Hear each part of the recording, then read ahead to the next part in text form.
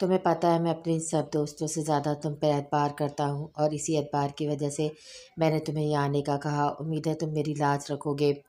ہسپتال کے کوریڈور میں 30 سالہ مرد جس کی باہوں میں نو مولود بچہ تھا، اس نے اپنے سامنے کھڑے آدمی سے کہا جو اس کا ہم عمر معلوم ہو رہا تھا۔ بالکل میرے یار، تم حکم کرو۔ سامنے والے نے حوصلہ بڑھایا۔ تمہیں پتہ ہے میری 4 بیٹیاں ہیں۔ ہمارے یہاں بچوں کو ناپسند کیا جاتا ہے۔ میری اماں حضور ان کو جانے کیسے برداشت کر رہی ہیں، پر اس بار ان کی سخت تاکید تھی بیٹے کی، ورنہ بیٹی اگر ہوئی تو جان سے مارنے کی دھمکی دی ہے۔ انہوں نے بے بسی سے بتایا، بیٹیاں تو رحمت ہوتی ہیں، تمہیں اپنی اولاد کے لیے اسٹینڈ لینا چاہیے۔ سامنے والے نے افسوس کا اظہار کیا، سب میرے خلاف ہیں میری کام کی وجہ سے، اس کے بعد پسند کی شادی، پھر اب بیٹیاں۔ اتنا کہتے وہ خاموش ہو گیا۔ اب مجھ سے کیا چاہتے ہو تم؟ گہری سانس ہوا کے سرخ کرتے ہوئے پوچھا۔ میں چاہتا ہوں میری بچی کی پرورش تم کرو، اس کو اپنا نام دو، پر یہ میری امانت ہوگی جو وقت آنے پر میں واپس لوں گا۔ اپنے دوست کی بات پر ان کی نظر گود میں خوبصورت بچی پہ پڑی جس کی آنکھیں بند تھی۔ انہوں نے بے اختیار اس کو اپنی باہوں میں بھر کر ماتھا چوما، جس سے بچی کسمسا کر اپنی آنکھیں کھول کر کبھی ان کو دیکھتی تو کبھی اپنے اصل باپ کو۔ تمہاری بچی تو بہت پیاری ہے ماشاءاللہ، سامنے والے نے کہا تو ان کے چہرے پر تلخ مسکراہٹ آئی۔ تم لے کر جاؤ گے، پیار دو گے اس کو؟ باپ کا آس بھرے لہجے میں پوچھا۔ ہاں، اور میرا وعدہ ہے تمہاری بیٹی کو اپنے بچوں سے زیادہ پیار دوں گا۔ بچی کا چھوٹا سا ہاتھ چوم کر کہا۔ میری بچی کا بہت خیال رکھنا، اس کی ہر فرمائش پوری کرنا، اب کہ انہوں نے پرسکون لہجے میں کہا۔ کہا نہ پریشان مت ہو، آج سے یہ میری بیٹی ہے۔ بیٹی تمہیں نہیں پتہ مجھے بیٹی کی کتنی چاہت تھی جو آج پوری ہو گئی۔ وہ پرجوش آواز میں بولے۔ امانت ہے میری بیٹی، ان کا دل کسی خدشے کے تحت دھڑکا تبھی بولے، اور میں امانت میں خیانت نہیں کروں گا۔ تم میری جگری یار ہو تو کیسے میں تمہارے خون کو تکلیف دوں گا؟ سامنے والے نے دل موہ لینے والا جواب دیا۔ تیرے سامنے آ جانے سے یہ دل میرا دھڑکا ہے، یہ غلطی نہیں ہے تیری، یہ قصور نظر کا ہے جس بات کا تجھ کو ڈر ہے۔ اے امی، حریم جو ہاتھ میں بڑا سا برتنوں کا سیٹ پکڑتی گانا گاتی آ رہی تھی، تبھی اس کا پیر صوفے پہ اٹکا اور چھن کی آواز سے سارے برتن نیچے ماربل کے فرش پر گر کر اپنی حالت پہ افسوس کرنا تھے۔ کچھ ٹوٹے ہوئے برتنوں کو دیکھ کر حریم نے اپنے لب دانتوں تلے دبائے۔ بڑا بڑا غرق ہو تیرا حریم، میرے جہیز کے خوبصورت برتنوں کا ستیہ ناش کر دیا تم نے۔ اپنی پھپھو جان کی آواز پہ اسے سر اٹھایا، کیونکہ جتنا شور مچا تھا حویلی کے سب ملازمائیں اور اس کی مامی جان آ چکی تھی، جن کا چہرہ برتنوں کو دیکھ کر دیکھنے کے لائق تھا۔ اتنے سالوں سے آپ نے قید کیا ہوا ہے، بیچاروں نے ایسے ہی اپنی جان چھڑوانی چاہیے۔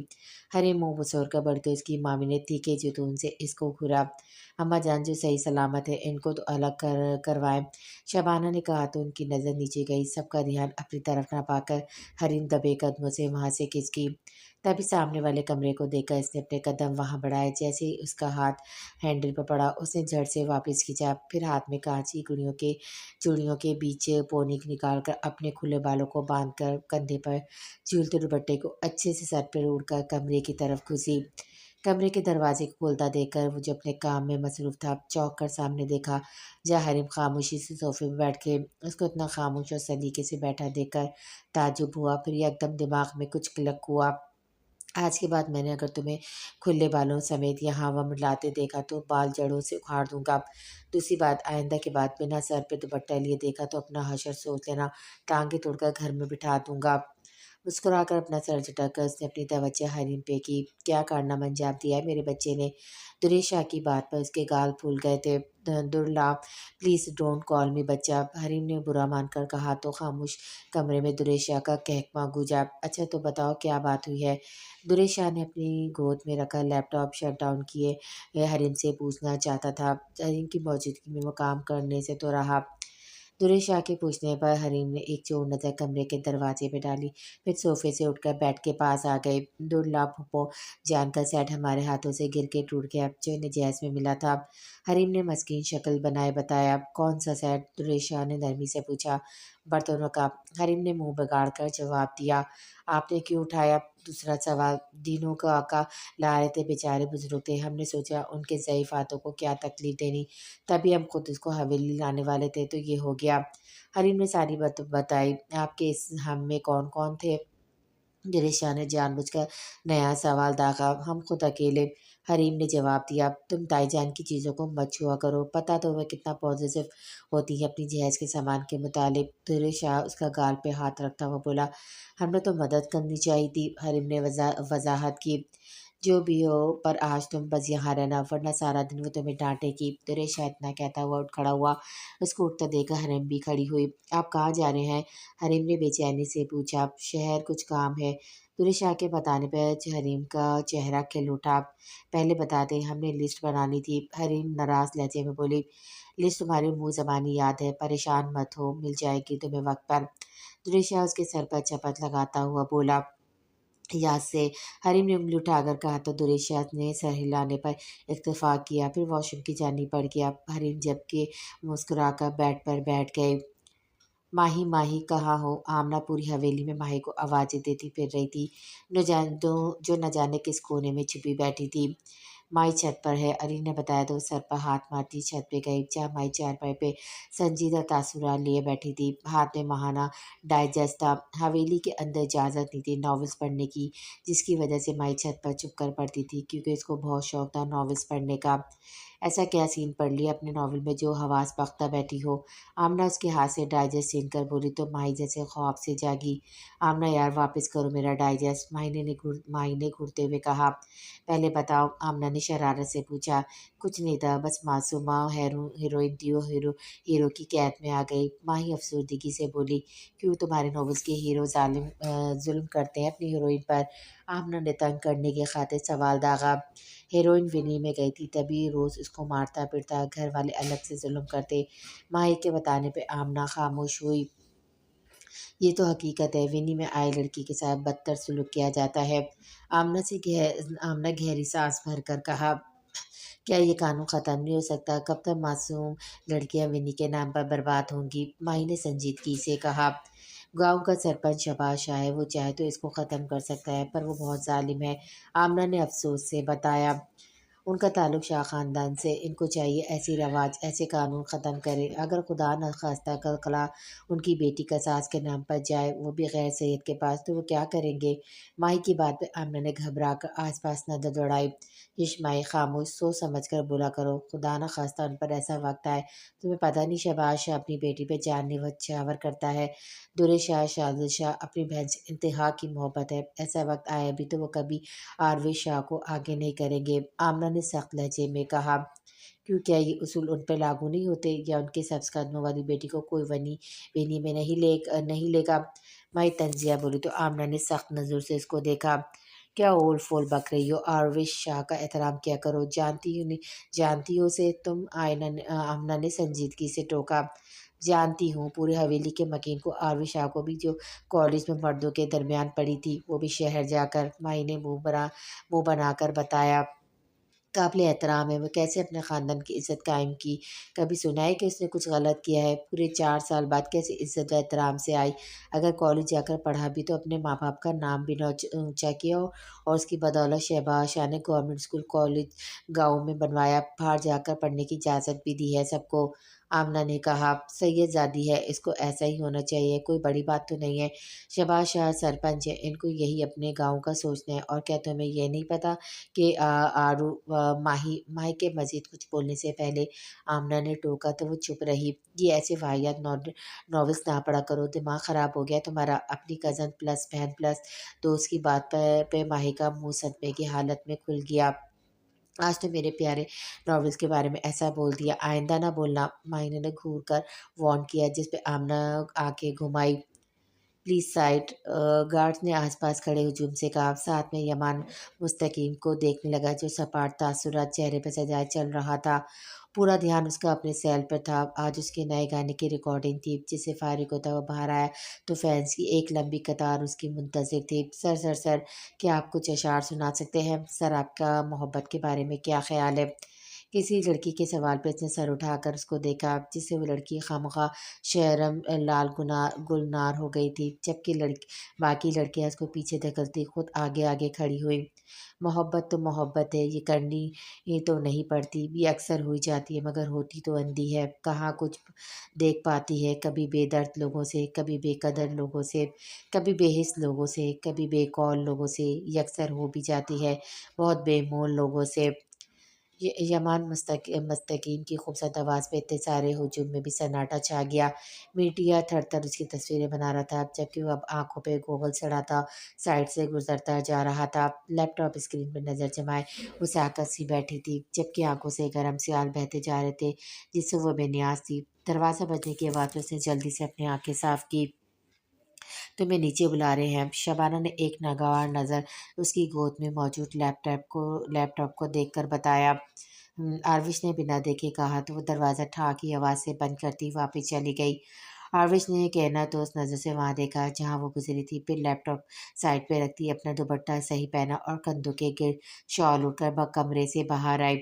یہ اتنا شوق رخت تم نے کیوں پہنا ہے آروش؟ تم نے تائی فردوس نے سپاٹ لہجے میں اس کو دیکھ کر کہا۔ ان کی بات پر آروش نے اپنے پہنے ڈریس کو دیکھا جو آسمانی کلر کا پرنٹڈ سوٹ تھا، زیادہ شوق بھی نہیں تھا جس سے کوئی اعتراض اٹھاتا۔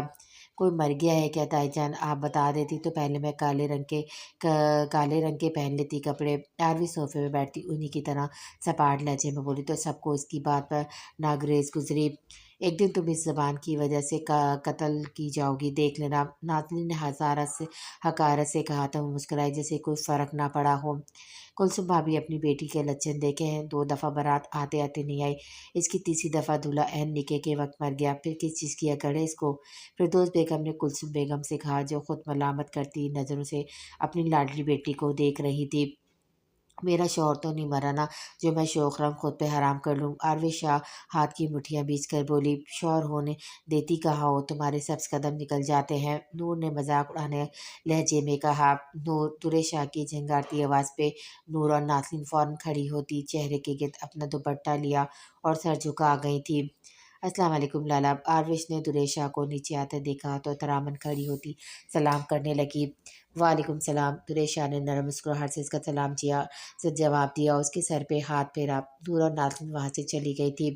تائی جان آپ کی بیٹیاں گستاخ ہوتی جا رہی، تھوڑی ان پر نظر ڈالیں، شاہ سپاٹ لہجے میں فردوس بیگم سے کہا۔ ضرور، پر تم یہاں کیا کر رہے ہو؟ تمہیں تو مردانہ خانے ہونا چاہیے تھا اس وقت، فردوس بیگم نے چاشنی لہجے میں کہا۔ آروش نے نفرت سے ان کا دوغلا پن دیکھا جو اس کے بھائیوں کے سامنے شیری کی طرح میٹھی ہو جاتی تھی۔ میرا آج شہر جانے کی روانگی ہے، شاہ اپنی شال ٹھیک کرتا جواب دیتے بولا۔ اپنے شازل کو لینے؟ فردوس بیگم نے متجس ہو کر پوچھا۔ میرا اپنا کام ہے، شاہ نے بتایا تو وہ خاموش ہو گئی۔ تمہیں کچھ چاہیے شہر سے؟ شاہ آروش کی طرف متوجہ ہوتا پوچھنے لگا۔ جی، یم اپنی بے ساختی پہ آروش کا دل کیا ڈوب کے مر جائے کہیں۔ نہیں لالا، آروش سر جھکا کر اپنی آنکھوں کی نمی اندر دھکیلتی بولی۔ اس کو کیا چاہیے ہوگا، پہلے ہی موبائل لیپ ٹاپ دے رکھا ہے، تم بھائیوں نے پورے خاندان کی لڑکیوں کے پاس دیکھا ہے ایسا کچھ؟ فردوس بیگم جلن زدہ لہجے میں بولی۔ آپ کہیں تو ان کو بھی لا کر بھی دے دوں؟ آروش کو جاتا دیکھ کر شاہ نے کہا جس سے وہ سب ٹپٹا کر نام میں سر ہلانے لگی۔ ٹھیک ہے اماں جان، خدا حافظ۔ شاہ کلثوم بیگم کے سامنے سر جھکا کر کھڑا ہو گیا تو انہوں نے محبت سے اس کے سر پہ ہاتھ پھیرا۔ اللہ کی امان، چلتا ہوں، شاہ نے مسکرا کر کہا۔ جا کر آتا ہوں، کلثوم بیگم نے گھورتے ہوئے کہا تو ہنس پڑا۔ جی وہی، شاہ کھسکیانا سا ہو گیا۔ تمہارے لیے لڑکی تلاش کرنے کا سوچا ہے؟ فاریہ بیگم کی بات سن کر شاہ کے مسکراتے لب یکدم سکڑ گئے۔ شازل کے لیے تلاش کرے، شاہ سپاٹ لہجے میں کہتا باہر جانے کے راستے چل دیا۔ ہائے 30 سال کا ہونے والا ہے پر شادی کی کوئی فکر نہیں کوئی۔ فاریہ بیگم افسوس سے بولی۔ چھوڑے، پتہ تو ہے آپ کو، کلثوم بیگم نے کہا تو انہوں نے ٹھنڈی سانس خارج کی۔ بڑی عاشق مزاج اولاد ہے تمہاری، جن کا دل غلط جگہ لگتا ہے۔ فاریہ بیگم کی انجانے میں کہی بات ان کے سینے پہ کسی خنجر کی طرح لگی تھی، کیا کچھ یاد نہیں تھا ان کے ایک جملے پر۔ اماں جان پلیز مجھے ایک مرتبہ ملنے کی اجازت دیں، میں مر جاؤں گی، خدا را مجھ پہ رحم کرے۔ ماضی کی یادوں کو جھٹکتی انہوں نے اپنا رخ اندرونی ہال کی جانب کیا۔ کمرے میں آنے کے بعد اس کی نظر ٹوٹی ہوئی اسکرین پہ پڑی جو اس کے لیپ ٹاپ کی تھی، لیپ ٹاپ جو کہ خود برے حال میں تھا۔ آروش کے وجود میں شرارے پھوٹنے لگے تھے۔ अपने कमरे से बाहर निकलती वो नूर और नाज़रीन के कमरे में आई, जिन्होंने कमरे में मौजूद टीवी पे कोई इंडियन ड्रामा लगाया हुआ था। आरविश को देखकर घबराकर टीवी को बंद किया। आरविश की नज़र फ्रूट बास्केट पे पड़ी, जो शीशे की मेज़ पे पड़ा था। वह नाइफ को पकड़ती नूर के सर पे खड़ी हुई। हिम्मत कैसी हुई मेरे कमरे में जाने की और मेरी चीज़ों को छूने की? आरविश छुरी नूर के गर्दन पे रखती थाड़ी। उसकी हरकत पे नूर की आंखें उबलकर बाहर निकलने तक खुल चुकी थी। पागल हो गई है, छोड़ो नूर को। नाज़रीन ने अपना डर काबू करते हुए कहा तो आरविश एक थप्पड़ नूर को मार के दूर खड़ी हुई। आइंदा की बात मेरे कमरे के आसपास नजर भी ना आना। आरविश छुरी नाज़रीन की तरफ फेंकती वार्न करने वाले लहजे में बोली। हाँ हाँ, नहीं आएंगे। नाज़रीन ने कहा तो नूर में हिम्मत नहीं थी मजीद कुछ बोलने की कि आरविश एक अजबती नज़र दोनों पे डालकर अपने कमरे में आकर दरवाजे से टेक लगाकर नीचे बैठती चली गई। सुनो, बहुत नज़दीक हो मुझसे, ज़रा सा फासला कर लो, मेरे दिल की धड़कनों दो, मुझे पलकें झपकने दो, ज़बान से कुछ तो कहने दो। समात में है सन्नाटा, लहू की आँच मध्यम है, तकलीफ जैसे बरहम है, नफ्स की लू भी महम है। सुनो, अब बस ठहर जाओ, मुझे खुद से भी मिलने दो, मुझे अपना तो रहने दो। शाज़िल अब बस कर दे। रज़ा ने वाइन का गिलास शाज़िल शाह के हाथ से लेकर कहा, जिस पे शाज़िल शाह ने खौनखार नज़रों से उसको घूरा। वो इस वक्त गिरे शर्ट में मलबूस था, बाल माथे पे बेतरतीब से पड़े थे। शराब पीने की वजह से आंखों में सुर्ख डोरे नुमाया थे। अपनी इस बिगड़ी हुई हालत में भी वो बहुत जाजिम नज़र आ रहा था। आखिरकार इस्लामाबाद में वो प्ले बॉय के नाम से मशहूर था। ऐसे घूरो मत, आज तुमने बहुत ड्रिंक कर दी है। रज़ा ने कहा तो उसने अपना सर झटका। Guys, breaking news. अरहम उन दोनों के पास आता पुरजोश आवाज़ में बोला। Photo breaking news. शादिल शाह अपना सर दाएं बाएं घुमाता हुआ बोला, सागिर ने शादी कर ली है, जिससे वो मोहब्बत करता था। अरहम की बात सुनकर शादिल शाह के चेहरे पे बेजारी वाले तासुरात नुमाया हुए। मुझे इन लोगों पर ताज्जुब होता है जो मोहब्बत के नाम पर अपनी सारी ज़िंदगी एक लड़की के साथ गुजार लेते हैं। मैं तो 2 दिन एक ही लड़की की शक्ल देखूं तो बोरियत होती है। ज़िंदगी एक बार मिलती है तो क्या गुजारा भी एक से हो? नो नो, नेवर हूँ। शाजिल शाह हकारत से बोला तो वो शादी के सख्त खिलाफ था। तुम्हारे लिए बोरियत का सामान है, पर जिनको मनचाही औरत मिलती है वो शख्स खुद को खुशकिस्मत तस्वुर करता है। अरम की बात सुनकर इसने आंखें घुमाई। वट एवर, मैं चाह रहा हूँ सोने, तो डोंट डिस्टर्ब मी। शादिल शाह वहाँ से उठता बोला। ख्याल से। रजा ने इसको लुढ़खड़ाता देखकर कहा, ये सैयद शाज़िल का क्या होगा? अब मतलब इतना अजीब है, शाह ख़ानदान से, मगर मजाल है जो किसी लड़की की इज़्ज़त करे। लड़की को टिश्यू पेपर की तरह इस्तेमाल करता है। शाज़िल शाह के जाते ही अरम अफसोस से बोला, बिगड़ गया है, अमीर लोगों की औलादें ऐसी होती हैं। पर ज़ात चाहे कोई सी भी हो, इज़्ज़त करना और इज़्ज़त करवाना बस सिफ़ात पेश लोगों वाले जानते हैं, क्योंकि उनका कुल सरमाया इज़्ज़त होता है। रज़ा कंधे उचका कर बोला, हाँ, पर ये लोग उनको कुछ समझते ही नहीं। अरम सर झटक कर बोला। यमान बेतासुर नज़रों से सितारों से चमकते आसमान को देख रहा था। अंधेरा हर तरफ फैला हुआ था। वो इस वक्त अपने कमरे की खिड़की के पास खड़ा था जब उसके कमरे का दरवाज़ा नॉक हुआ। यस, उसने अपनी भारी गंभीर आवाज़ से इजाज़त दी। सर, डिनर तैयार है। कुक ने बताया तो उसने गहरी सांस खारिज करके इसको जाने का इशारा किया। खुद खिड़कियों के आगे कार्टन्स गिराता कमरे से बाहर आता सीढ़ियों से उतरने लगा। डाइनिंग हॉल में आते ही लौज़मात के मुख्तलिफ़ किस्म की खुशबू ने इसका इस्तकबाल किया। वो जैसे ही कुर्सी घसीट कर बैठा, मुलाजिम अलर्ट होता इसको खाना सर्व करने लगा। जबकि टेबल पे खाने के लौज़मात देखकर यमान मुस्तकीम दूर की कहीं माज़ी में खो गया था। मुझे नहीं खानी ये रूखी सूखी रोटी और दाल। 17 साल यमान खाने के दस्तरखान पे बैठे मुंह बनाकर बोला, जिस पे उसकी वालदा ने घूरा। बुरी बात है यमान, जो भी वक्त मिले सब्र शुक्र करके खा लिया करो। फायजा बेगम ने नरम लहजे में कहा, पर मुझसे नहीं खाया जाता। यमान नाराजगी से कहता बिना कुछ खाए वहाँ से उठ गया। अभी वो कुछ घर से बाहर जाता जब उसकी बड़ी बहन फजर ने आवाज़ दी, यमान यहाँ आओ। फजर ने कहा, जी। यमान उसके पास आता बोला, जबकि उसकी दूसरी बहन ईशा ने इसकी लटकी हुई शक्ल देखी तो ठंडी सांस खारिज की। ये लो बाहर से बिरयानी ले आना। फजर ने 500 का नोट पकड़ा बढ़ाकर कहा तो यमान ने मशकूक नज़र से अपनी बहन को देखा। आपके पास कहाँ से आए? यमान के सवाल पे ईशा की हंसी निकल गई, जबकि फजर ने उसको घूरा। ज़्यादा मेरे अब्बा ना बनो, ट्यूशन के बच्चों की फ़ीस बढ़ा ली है मैंने, और आज पहली तारीख़ है। महीने की तो कुछ बच्चों ने दी है। तुमने सुबह का नाश्ता भी नहीं किया था, इसलिए खा खा लेना अपने शान के मुताबिक। فجر نے گھورتے ہوئے کہا تو مستقیم نے دانتوں کی نمائش کی جس سے اس کے دونوں گالوں پہ گہرے گڑھے نمایاں ہونے لگے۔ آپ نے فیس کیوں بڑھائی؟ یمان نے پوچھا۔ تمہارا کالج میں ایڈمیشن جو کروانا ہے، پیسے جو جمع کرنے ہیں نا، تو ایک تو کالج بھی بہت بڑا ہے۔ فجر کچھ پریشان سی بولی۔ آپ بھی بچوں کی فیس بڑھا لیں۔ فجر کی بات سن کر یمان نے شریر نظر سے عشا کو دیکھا۔ کیوں بھائی، چند بچے تو آتے ہیں میرے پاس، اور محلے کی آنٹی اتنی کنجوس ہے، کہاں دیں گی فیس؟ عشا نے منہ بنا کر کہا، مجھے گٹار لینا ہے جو آپ لے کر دیں گی۔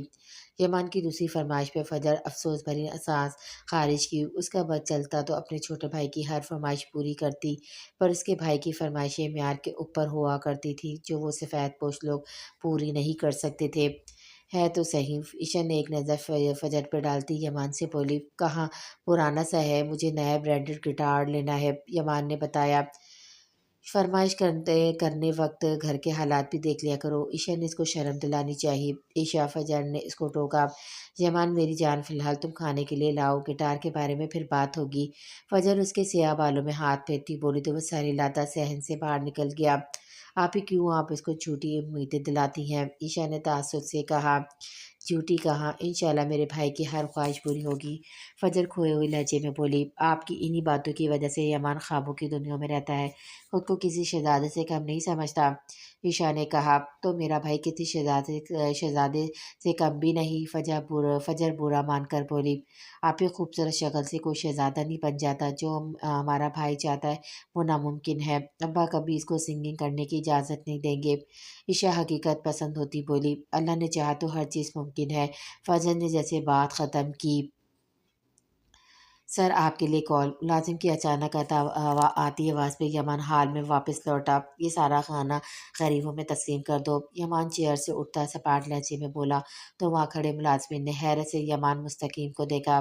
سر آپ نے کچھ کھایا بھی نہیں؟ کوک نے ہمت کر کے کہا، مجھے بھوک نہیں۔ یمان جواب دیتا ملازم کے ہاتھ سے اپنا سیل فون لیا۔ 20 منٹ بات کرنے کے بعد یمان کمرے میں آتا اوندھے منہ بیڈ پہ لیٹا۔ اس کا سر درد سے پھٹا جا رہا تھا۔ میرا کوئی بیٹا نہیں، میں بس 2 بیٹیوں کا باپ ہوں، اس کے علاوہ میں کسی یمان کو نہیں جانتا۔ جانے کب میرا ماجی میری جان چھوڑے گا؟ تلخ لہجے میں خود سے کہہ کر یمان نے جیسے خود کو یاد آتی باتوں سے نجات چاہی جو کہ ناممکن سی بات تھی۔ السلام علیکم۔ آروی شہباز شاہ کے کمرے میں داخل ہوئی، سلام کرنے لگی، پھر سیدھا سائڈ ٹیبل سے میڈیکل باکس نکال کر ان کی دوائیاں چیک کرنے لگی۔ شہباز شاہ غور سے آروش کو دیکھنے لگے جو سنجیدہ تاثرات چہرے پہ سجائے ان کی طرف کچھ میڈیسن بڑھائی گئی تھی۔ کب تک ناراض رہے گا میرا بچہ؟ شہباز شاہ نے اس کا ہاتھ تھام کر اپنے ساتھ بٹھا کر استفا کرنے لگے۔ میں ناراض نہیں، آپ دوائی کھائیں۔ آروش نے جگ میں سے پانی گلاس میں انڈلتی بولی، میں باپ ہوں تمہارا آروش۔ وہ کچھ ناراضگی سے بولے، میں جانتی ہوں بابا سائیں۔ آروش نے بنا دیکھے جواب دیا، پھر یہ خاموشی کا روزہ کیوں رکھا ہے؟ شہباز شاہ نے پوچھا۔ بولنے کے لیے میرے پاس کچھ نہیں ہے، آروش نے وجہ بتائی۔ ایک باپ کبھی اپنی اولاد کا برا نہیں چاہتا، اور ایک بیٹی کبھی اپنے باپ کا سر نہیں جھکانے دیتی، پر میں نے ایسا کیا۔ آروش ان کی بات کاٹ کر بولی۔ آروش، شہباز شاہ بے بس ہوئے۔ بابا سائیں دوائی کھائے، پھر آپ کو آرام کرنا ہے، شہباز شاہ کو دیکھ کر آروش نے کہا۔ غصے میں انسان کچھ بھی بول دیتا ہے، شہباز شاہ نے سنجیدگی سے کہا۔ وہ اس لیے کیونکہ غصے اور شراب میں انسان اپنے حواسوں میں نہیں ہوتا، اور جو حواسوں میں نہیں ہوتا وہ کبھی جھوٹ نہیں بولتا۔ آروش کی بات پہ وہ اداس اس کو دیکھتے رہ گئے۔ ایسا نہیں ہوتا، شہباز شاہ نے کہا۔ ایسا ہی ہوتا ہے بابا صاحب، نیند میں بچہ جب خواب دیکھ کر ڈر جاتا ہے تو وہی بڑبڑاتا ہے جو وہ دیکھتا ہے۔ تو آپ خود سوچیں، نیند میں بڑبڑانے والا بچہ کیا اپنے ہوش و حواس میں ہوتا ہے؟ آروش نے اپنی طرف سے دلیل پیش کی۔ میں اپنے کمرے میں جا رہی ہوں، شبہ خیر۔ آروش ان کو خاموش دیکھ کر باہر جانے لگی۔ جب وہ دروازے کے پاس آئی تو تبھی دلدار شاہ اندر کی طرف آنے والے تھے، جس کو دیکھ کر آروش کی آنکھوں میں نفرت بھرے تاثرات ابھرے۔ کتنی دفعہ بولا ہے میرے سامنے مت آیا کرو، اور آنکھیں کس کو دکھا رہی ہو، نیچے کرو نظریں۔ دلدار شاہ حقارت بھری نظروں سے اس کو دیکھ کر کہا، جس سے آروش نے اپنی آنکھوں کا رخ دوسری طرف کیا۔ میرا بس چلے تو جہاں آپ ہوں وہاں تھوکنا بھی پسند نہ کروں۔ आरविश की बात सुनकर दिलदार शाह का पारा 7वें आसमान तक पहुंचा। हमारे खानदान के मर्द औरतों पे हाथ नहीं उठाते, वरना मैं तुम्हारा हशर नशर कर लेता। अफसोस होता है मुझे उस दिन पे जब तुम्हें कारी नहीं किया गया। अगर किया जाता तो आज तुम्हारी शक्ल न देखनी पड़ती। दिलदार शाह हद तक आमिस लहजे में बोला। आरविश का सफ़ेद चेहरा पल भर में सुर्ख हुआ था। आंखों में तसल्ली सहने की वजह से नमी उतर आई थी, पर वो बेहिस बनकर साइड से गुजर गए। तायाजान इसको रुखसत करें। दिलदार शाह शहबाज शाह के कमरे में दाखिल होता मुठियाँ बीच कर बोला। शहबाज शाह जो आरविश के रवैये के बारे में सोच रहे थे, दिलदार शाह के यूँ कमरे में आते देखकर नागवारी से इसको देखने लगे। आदाब भूल गए और बात करते वक्त अपने लहजे को देखा करो। शहबाज शाह ने पूरी तरह से उसको झिड़का। गुस्ताखी माफ़ तायाजान, पर आरविश को देखकर मैं 7 साल पीछे चला जाता हूँ। आपको उसको जल्दी से जल्दा करे, ऐसा ना हो मेरी ज़बान सबके सामने खुल जाए। दिलदार शाह ने कहा तो शहबाज शाह ने सख्त नज़रें उस पर टिकाई। आरविश हमारी बेटी है, तुम्हारी सगी बहन न सही, तू शरीक बहन है। अगर मेरी सगी बहन होती तो आज मैं कब्र में होती। दिलदार शाह फौरन बोला। यहाँ आने की वजह? शहबाज शाह ने बात को तवील ना दी। वो नहीं चाहते थे माजी में हुई आरविश से कोई गलती बार बार दोहराए या उसके बारे में कुछ बोले। ज़मीनों के बारे में बात करनी थी। पास वाली हवेली के पास जो ज़मीन है, अगर उनमें से हमें कुछ मिल जाए तो हम वहाँ अच्छे से डिस्पेंसरी बनवा सकते हैं। दिलदार शाह ने गहरी सांस भरकर कहा। बात करो उनसे, मुंह मांगी कीमत देने को तैयार हैं हम। शहबाज शाह ने कहा। बात क्या करनी तायाजान, आप सरपंच हैं, आपको उनसे मांगने की ज़रूरत नहीं। दिलदार शाह गुरूर से बोला। जाते वक्त लाइट बंद करके जाना। शहबाज शाह ने कहा तो दिलदार शाह ने बामुश्किल अपना गुस्सा काबू किया, वरना अपनी बात को ऐसे नज़रअंदाज होना देखना उसकी बर्दाश्त से बाहर था। पर सामने वाली शख्सियत कोई आम नहीं थी, जिस वजह से वो बेशताब खाता हुआ वहाँ से चला गया। आरविश कमरे में आई तो हरीम को देखा, जो उसके टूटे फूटे लैपटॉप को जोड़ने की नाकाम कोशिश कर रही थी। साथ में इसकी आंखों में टप टप आंसू भी बरस रहे थे। छोड़ो इसको। आरविश अपने गिरलिपटी शॉल को उतार कर बोली। आरविश आपी, आज हमारे फेवरेट सिंगर का शो आ रहा था, जिसमें इंशाल्लाह उनको अवार्ड मिलना था। हमने सोचा आपके के लैपटॉप पे देखेंगे, पर हरीम मायूस लहजे में कहती खामोश हो गई, जबकि उसकी बात पर आरविश ने होंठ सख्ती से भींच लिए। हरीम मत सुना करो गाने, आरविश ने टोकते कहा। बस एक के ही तो सुनते हैं, अब हम क्या करेंगे? हरीम ने कहा। कल दोबारा आए तो टीवी पे देख लेना, आरविश ने जान छुड़ाने वाले लहजे में कहा। टीवी कहाँ है हमारे कमरे में? टीवी लॉन्च वाले टीवी पे तो सबके सुबह के 12 बजे तक तिलावत सुनते हैं, तब तक तो वक्त निकल जाएगा। हरीम को मजीद उदासी हुई। इतना ज़रूरी नहीं देखना, आरविश ने बेजारियत से कहा। आपको क्या पता, शो के प्रोमो में यमान मुस्तकीम की एक झलक देखी तो बहुत ज़्यादा बहुत हैंड था। हरीम जो नॉन स्टॉप बोलती जा रही थी। वॉशरूम के दरवाजे को इतने ज़ोर से बंद होता देखा तो धुल के हाथ में हाथ रखा, क्योंकि आरविश वॉशरूम में बंद हो गई थी। आप ही को क्या हो गया है? हरीम उंगली दांतों तले दबाकर खुद से पूछने लगी। आप ही हरीम वॉशरूम के दरवाजे के पास खड़ी हुई इसको आवाज़ देने लगी, पर कोई जवाब न पाकर वह मायूसी से लौट गई। शहबाज शाह आपस में 3 भाई थे, एक बहन सबसे बड़े वो खुद थे। उनकी 3 औलाद थी, 2 बेटे और एक बेटी। एक बड़ा बेटा दुरेश शाह, जिसकी उम्र 29 साल थी। दूसरा बेटा शाजिल शाह, जो 26 साल का था। शाजिल शाह जो ज़्यादातर शहर रहना पसंद करता था, क्योंकि उसको अपने गांव और हवेली के रस्म व रिवाज से सख्त चिढ़ थी, इसलिए कभी कभार सबके इसरार करने पे आ जाता। तीसरे नंबर पर उनकी बेटी आरवे शाह, जो 24 साल की थी। जिस तरह शाह की जान उसके तोते में होती है, इसी तरह शहबाज शाह की जान आरवी शाह में थी। वो जितने सख्त और जाबिर किस्म के थे, उससे ज़्यादा नरम मिजाज अपनी बेटी आरविश के सामने होते। शहबाज शाह का दूसरा भाई अरबाज शाह, जिनके 2 बेटे और 2 बेटियां थीं। बड़ा बेटा दिलदार शाह, जिसकी शादी अपनी चचाजाद कज़न शबाना से हुई थी। उसके बाद दिलदार शाह, जो अभी तक कुंवारा था। बेटियों में एक नाज़रीन और दूसरी नूर थी। तीसरा भाई शाहनवाज शाह, जिसकी बस एक औलाद थी, बेटी शबाना। उन तीनों भाइयों की शादियाँ ख़ानदान में ही तय पाई थी। शहबाज शाह की बेगम कुलसुम शाह, अरबाज शाह की बेगम फिरदौस शाह, शहनवाज शाह की बेगम फारिया शाह। जबकि इन तीनों भाइयों की बहन उम्मे मरियम की शादी अपने मामाजाद से हुई थी। शादी के 1 साल बाद उनके शौहर फरदीन अली शाह वफ़ात पा गए थे। तब उम्मे मरियम उम्मी से थी, जिनको शहबाज शाह हवेली लाए थे।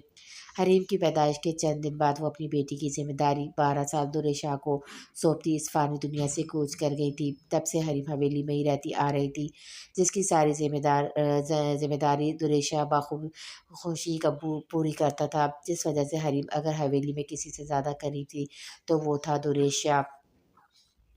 ڈیرے پہ آج دلدار شاہ آیا تھا۔ نور حق ولا میں اس وقت سب دسترخوان پہ بیٹھے تھے۔ جب زین سالک نے سنجیدگی سے کہا، خیریت سے؟ اس کا باپ حشمت صاحب بولے، جی باس والی جو ہماری کوئی زمین ہے وہ اپنے نام کروانا چاہتا ہے۔ زین سالک نے بتایا تو مائی نے آمنہ کو دیکھا جس کا سارا دھیان کھانے کی طرف تھا۔ تم نے کیا کہا پھر؟ بختاور بیگم نے پوچھا۔ فی الحال کوئی جواب نہیں دیا، کافی کھسکا ہوا تھا۔ زین سر جھٹک کر بولا، ہم بات کریں گے، تم دور رہنا اس معاملے سے۔ نور حق جو اب تم خاموش تھے وہ بولے، جیسا آپ کہیں۔ زین اتنا کہہ کر اٹھ کھڑا ہوا۔ شاہ خاندان کو کون سا زمینوں کی کمی ہے جو ہماری زمینوں پہ نظر ٹکائے بیٹھے ہیں؟ کمرے میں آ کر ماہی بیزاری سے بولی، تم کیوں ان کے خلاف ہو؟ آمنہ نے گھورتے ہوئے کہا، کیوں نہ ہوں، ان کے کام ہی ایسے ہیں۔ مائی نے بھی گھور کر کہا، کوئی وجہ ہوگی؟ آمنہ نے کچھ سوچ کر کہا، وجہ نہیں، بس ان کی عادت ہے دوسروں کا حق مارنے کی۔ مائی تلخ لہجے میں بولی تو آمنہ نے کوئی جواب نہیں دیا۔ امی امی یہ دیکھیے، ماموں ٹی وی میں 5 سالہ یامین خوشی سے چلتا کودتا اپنی ماں کو آوازیں دینے لگا۔ فجر جو کچن میں تھی اپنے بیٹے کی آواز سن کر جلدی سے باہر آئی اور ٹی وی پر نظریں ٹکائی جہاں اس کا خبرو بھائی فل بلیک ڈریس میں ملبوس، ایک ہاتھ میں وارڈ دوسرے ہاتھ میں مائک پکڑتا سنجیدگی سے کچھ بول رہا تھا۔ فجر کی آنکھوں میں خوشی سے آنسو آ گئے تھے، سامنے زندگی کے گزارے ہوئے مناظر کسی فلم کی طرح چلنے لگے۔ آپ دیکھنا، جب میں بہت بڑا سنگر بنوں گا نا تو مجھے بھی ایسے ایوارڈ ملیں گے، آپ کو پتہ ہے پھر میں کیا کروں گا؟ بات کرتے کرتے 17 سالہ یمان مستقیم چپ ہوا۔ کیا کرے گا میرا بھائی؟ سبزی کاٹتی فجر نے پوچھا۔ میں ایک الگ کمرہ بناؤں گا جہاں بس میرے ایوارڈز ہوں گے۔ یمان کی بات سن کر فجر کو ہنسی آئی کیونکہ اس کا اکلوتا بھائی کہنے کو 17 سال کا تھا پر باتیں ہمیشہ بچوں جیسی کرتا تھا، پر اس کی آنکھوں میں ایک الگ چمک ہوتی تھی، کچھ کرنے کی، کسی کو پانے کا ایک عزم ہوتا تھا۔ تمہاری آنکھوں کی چمک کہاں گئی میرے بھائی؟ ٹی وی اسکرین پر سنجیدہ کھڑے یمان مستقیم کو دیکھ کر فجر نے دکھ سے سوچا۔ تب اس کا فون بجنے لگا تو خیالوں سے آزاد ہوتی اس کی طرف متوجہ ہوئی۔ اسکرین پر نمبر دیکھ کر اس کے چہرے پر مسکراہٹ آئی۔ ہیلو فجر، تم نے دیکھا اس بار ہمارے بھائی کو بیسٹ سنگر کا ایوارڈ ملا ہے؟ عشاء کی نم آواز سن کر فجر نے گہرا سانس لیا۔ دیکھا ہے، فجر نے بتایا۔ کتنا بدل گیا ہے یمان اور کتنا بڑا؟ عشاء روتے روتے بہسی، ماشاءاللہ سے بڑا تو ہو گیا ہے، 17-18 سال کا کمزور یمان مستقیم نہیں، اب وہ 24 سال کا مشہور سنگر یمان مستقیم ہے۔ فجر نے بس یہ کہا۔ یمان کی مسکراہٹ کہاں ہے جو ہر وقت اس کے چہرے پہ ہوتی تھی؟ عشاء نے کہا، تمہیں اس کے ڈمپل سے چڑ ہوتی تھی نا تو بس اس لیے۔ فجر یامین کو اپنی گود میں بٹھاتی ہوئے بولی، چڑ نہیں ہوتی تھی، ڈرتی تھی، ہنستے ہوئے پیارا جو اتنا لگتا تھا، ڈر لگتا تھا کہیں اس کی نظر نہ کسی کی نظر نہ لگ جائے۔ اور اب تم بتاؤ وہ کب آئے گا؟ عشاء نے جواب دیا، نظر تو واقعی لگ گئی جس سے وہ اب کبھی نہیں آئے گا۔ فجر نے اپنے آنسو پیتے ہوئے کہا، آپ کو سنگنگ کی فیلڈ میں آئے 5 سال کا عرصہ ہوا ہے اور ماشاءاللہ سے آپ کو ہر سال بیسٹ سنگر کا ایوارڈ ملتا ہے، اس کے بارے میں کیا کہیں گے آپ؟ مارننگ شو کی ہوسٹ مونا یمان مستقیم سے سوال کرنے لگی۔ اللہ کا شکر ہے جنہوں نے مجھے اتنا اونچا مقام دیا ہے، یمان مستقیم نے جواب دیا۔ آپ اپنی کامیابی کا کریڈٹ کس کو دیں گے؟ خود کو، یمان مستقیم پر اعتماد لہجے میں بولا تو ہوسٹ کی آنکھوں میں ستائش ابھری۔ آپ کا پہلا گانا حال دل میں جو بہت فیمس ہوا تھا، اس گانے کے بعد میں آپ نے کچھ لائنز کہی تھی، کیا وہ دوبارہ لائیو کہیں گے؟ مونا کی بات پہ یمان کی آنکھوں میں پرجوش تاثرات نمایاں ہوئے۔ میرا معیار نہیں ملتا، میں آوارہ نہیں پھرتا، یہ سوچ کر کھونا میں دوبارہ نہیں ملتا۔ یمان مستقیم نے دوبارہ وہ لائنز پڑھی تو وہاں بیٹھے سب لوگوں نے پرجوشی سے تالیاں بجائیں۔ یہ سچ میں اتنے گورے ہوں گے یا میک اپ کا کمال ہے؟ آروش جو بنا پلکے جھپکائے لیپ ٹاپ پر چلتے شو کو دیکھ رہی تھی، حریم کے اچانک آنے پر اس نے لیپ ٹاپ بند کیا۔ یہاں کیا کر رہی ہو؟ آروش نے پوچھا۔ لیپ ٹاپ بند کیوں؟ کیا ہمیں پورا مارننگ شو دیکھنا ہے؟ حریم نے منہ بنا کر کہا۔ لالا ناراض ہو گئے ہیں، آروش نے آنکھیں دکھائیں۔ وہ ہم سے ناراض نہیں ہوتے، ان کی اجازت ہے، میں ان کی چیزیں استعمال کر سکتی ہوں۔ حریم فخریہ لہجے میں کہتی، لیپ ٹاپ اپنی گود میں رکھا۔ آروش ایک سنجیدہ نظر اس پہ ڈال کر جانے لگی۔ جب حریم نے کہا آپ ہی رکے نا، میں آپ کو اپنے سنگر کی ہر بات بتاتی ہوں۔ حریم جھٹ سے اس کا ہاتھ پکڑتی بٹھا کر بولی، آپ کو پتہ ہے ان کا فیوریٹ کلر بلیک ہے۔ کھانے میں وہ شوق سے شامی کباب اور رائس کھاتے ہیں۔ پسندیدہ تہوار اپنے کلچر ڈے مزاج کہ وہ کافی گرم ہوتے ہیں، اور اگر تمہارا ہو گیا تو میں جاؤں؟ آروش حریم کی بات بیچ میں ٹوکتی بولی، جی۔ حریم منہ بسور کر بولی تو آروش بنا اس کی طرف دیکھ کر دورے شاہ کے کمرے سے نکلتی اپنے کمرے میں آ کر بیڈ پر بیٹھ گئی۔